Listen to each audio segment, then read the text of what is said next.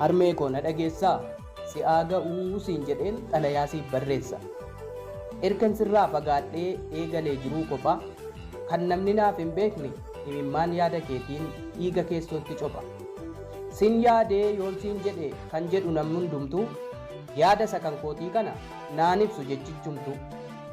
Osoo si waliin jiraachuu garaan koo na seena'u osoon akka midhaanii ija kan kee beela'u dirqiin biyyaa na baaftee na fageessite sirraa fayyaanaaf ta'i malee abshir wal arguuf jirra.